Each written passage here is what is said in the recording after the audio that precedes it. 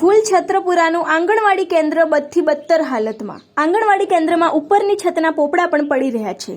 આંગણવાડી કેન્દ્રમાં નાના ભૂલકાઓ ભણતા રમતા હોય છે. ચાલુ આંગણવાડી કેન્દ્ર દરમિયાન જો ઉપરના પોપડા પડશે ને કોઈ નાના ભૂલકાને જાનહાનિ થશે તો તેનો જવાબદાર કોણ રહેશે? ગત જુલાઈ માસથી ઉપરની છતના પોપડા પડી રહ્યા છે તે છઠ્ઠા સીડીપીઓ ઘેરી નિંદ્રામાં. સરપંચે અને આંગણવાડી કાર્યકર બેને લેખિતમાં નર્મદામાં રજૂઆત કર્યા હોવા છતાં હજુ સુધી આંગણવાડી કેન્દ્રનું કામ મરામત કરવામાં આવતું નથી. તો આવા કુંભકર્ણની નિંદ્રામાં ઊંઘી રહેલા અધિકારીઓ સામે સરકાર ક્યારે પગલાં ભરશે? જિલ્લાના કઠલાલ તાલુકાની જો ફૂલ છત્રપુરાની વાત કરવામાં આવે તો ફૂલ છત્રપુરાનું જે નંદઘર આવેલું છે, જે આંગણવાડી કેન્દ્ર છે, એ આંગણવાડી કેન્દ્રની હાલત બધી બદતર થઈ ગયેલી છે. જે ઉપરના છતના પોપડા છે તે છતના પોપડા વારે ઘડીએ પડવાથી છોકરાઓ મજબૂર બન્યા છે. જે નાના ભૂલકાઓ છે તે ભૂલકાઓ મજબૂર બન્યા છે, જેથી કરીને એ ભૂલકાઓને પોતાની આંગણવાડી છોડીને બાજુમાં પારકા ઘરમાં બેસીને ભણવાની વારી આવી રહી છે. હાલ તો આપની સાથે જે આંગણવાડીના કાર્યકર બેન છે, બેન જોડાયેલા છે, બેન સાથે સીધી વાત કરીશું કે આ જે આંગણવાડીની જે છત જે બદથી બદતર થયેલી છે, કેટલા સમયથી બદથી બદતર થયેલી છે અને સીડીપીઓને જાણ કરવાથી તેનું કેવી રીતનું કામ કરવામાં આવ્યું છે ને કેટલા સમયથી જાણ કરી છે તે આપણે આંગણવાડીના કાર્યકર બેન પાસેથી જાણીશું. જી, આપનું નામ? મારું નામ અસુબેન કમલેશભાઈ સોલંકી. હાલ તો જે તમારા આંગણવાડી કેન્દ્રની જે હાલત છે, પોપડા પડી રહ્યા છે, એ કેટલા સમયથી પોપડા પડી રહ્યા છે? એ આ વર્ષે જ જુલાઈ મહિનાથી ચાલુ પોપડા પડેલા છે અને સીડીપીઓ બેન હાજરમાં હતા ને એ પોપડા પડેલા હતા. તો સીડીપીઓ બેને મેં જાણ કરી કે બેન મને આ આંગણવાડી રિપેર કરી આપ્યો. તો કે સારું બેન. તો એ બેન કે તમારી આંગણવાડી થોડા દિવસમાં રિપેર થઈ જશે, મને એવું બેને કીધું હોય. અને દાદા મોડા થઈ ગયું પણ મારું બાકી હોય.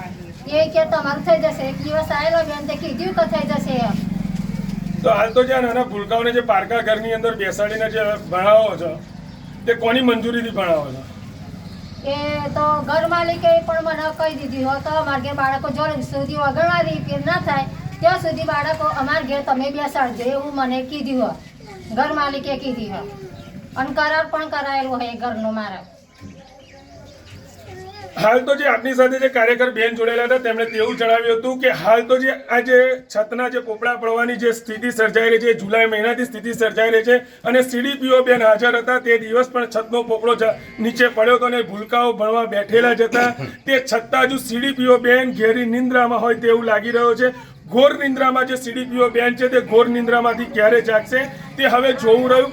આપની સાથે ગામના સરપંચ પણ જોડાયેલા છે. ગામના સરપંચ સાથે સીધી વાત કરીશું કે હાલ તો જે આ આંગણવાડી કેન્દ્ર છે એ આંગણવાડી કેન્દ્રની જે બદથી બદતર હાલત છે તેનું સમારકામ ક્યારે કરવામાં આવશે અને ક્યાં સુધીમાં પૂરું કરવામાં આવશે, જેથી કરીને આ જે ભૂલકાઓ છે એ ભૂલકાઓ પારકા ઘરમાં બેસીને ભણવા માટે મજબૂર થયા છે અને જીવના જોખમે બેસીને જે ભણી રહ્યા છે તેમની હાલત ક્યારે સ્થિર થશે તે હવે જોવું રહ્યું. આપણે સરપંચ સાથેથી સીધી વાત કરીશું.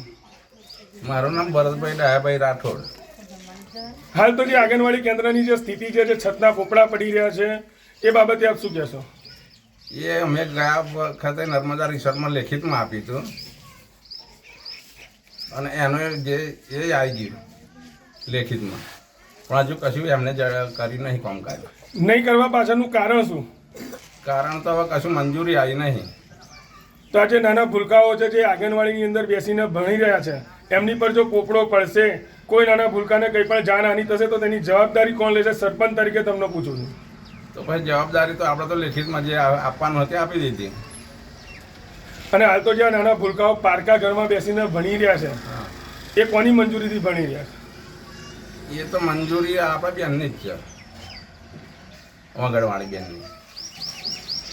હાલ તો જે આપની સાથે જે ગામના સરપંચ જોડેલા હતા, સરપંચે એવું જણાવ્યું હતું કે હાલ તો જે નાના ભૂલકાઓ માટેની જે આંગણવાડી ફૂલ છત્રપુરાની અંદર જે બનાવવામાં આવી છે તેની જે બદથી બદતર હાલત થયેલી છે તે અમે સીડીપીઓ બેનને પણ જાણ કરેલી છે, જેથી કરીને સીડીપીઓ બેને હજુ સુધી કંઈ પણ કામ કરાયું નથી તેવું અહીં ગામના સરપંચ જણાવી રહ્યા છે. અને હાલ તો જે પારકા ઘરમાં બેસાડીને જે વિદ્યાર્થીઓને ભણાવી રહ્યા છે તેવું સીડીપીઓ બેને જણાવ્યું છે તેવું અહીંના સરપંચ પણ જણાવી રહ્યા છે. કેમેરામેન આમીર વોરા સાથે ઇમરાન વોરા, ભારત ટાઈમ્સ ન્યૂઝ, ખેડા, કઠલાલ.